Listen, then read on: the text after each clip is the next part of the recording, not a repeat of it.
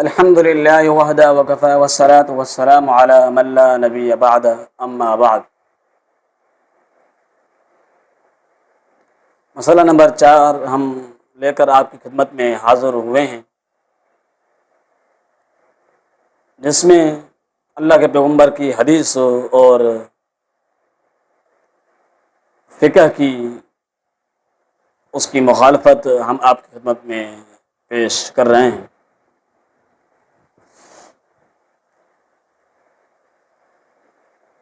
مسئلہ نمبر 4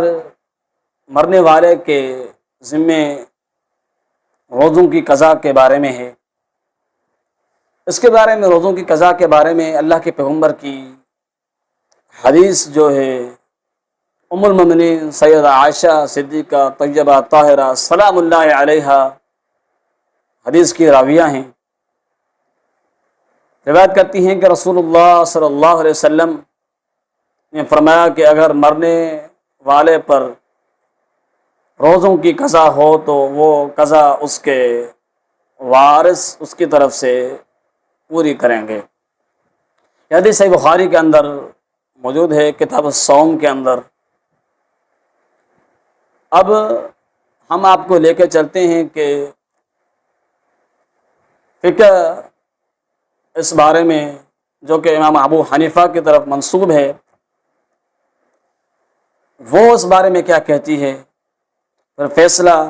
آپ کریں کہ کیا صحیح اور کیا غلط۔ فقہ کہتی ہے کہ مرنے والے پر اگر رمضان کے روزوں کی قضا ہو اور وہ ان کے بارے میں وصیت کر جائے تو اس کے وارث اس کی طرف سے روزے کی قضا نہ رکھ سکتے ہوں، البتہ وہ ہر دن گندم یا کھجور یا جو آدھا سا میت کی طرف سے مسکینوں کو کھلا سکتے ہیں۔ پیچھے اللہ کے پیغمبر نے حدیث کے اندر واضح حکم دیا ہے، جس میں آپ کا حکم یہ موجود ہے کہ مرنے والے کے اوپر اگر روزوں کی قضا ہے تو روزوں کی قضا اس کے وارث جو ہے فرضی روزے ہوتے ہیں اس کے اوپر، تو وہ اس کے وارث جو ہیں اس کی قضا دیں گے، یعنی ان روزوں کو پورا کریں گے۔ اب یہاں پہ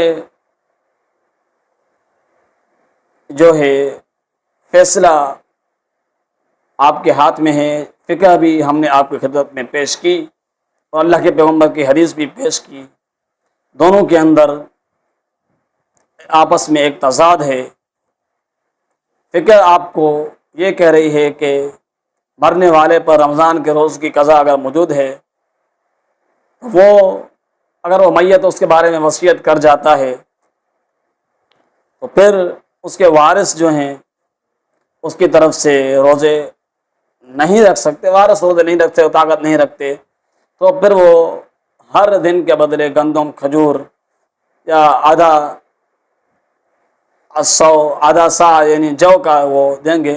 مسکین کو کھلائیں گے۔ یہ بات فقہ کو تو سمجھ میں آ گئی، فقہ بنانے والوں کو سمجھ میں آ گئی، شاید اللہ کے پیغمبر کو ان کے نظریے کے مطابق اور ان کے اس عقیدے کے مطابق معاذ اللہ اللہ کے پیغمبر سے یہ فقہ میں شاید زیادہ ہیں، اسی لیے انہوں نے ایک حیلہ بیان کر کے جو ہے پیغمبر کی حدیث کی مخالفت کی ہے۔ کیا صحیح اور کیا غلط، فیصلہ آپ کا ہے۔ السلام علیکم ورحمۃ اللہ وبرکاتہ۔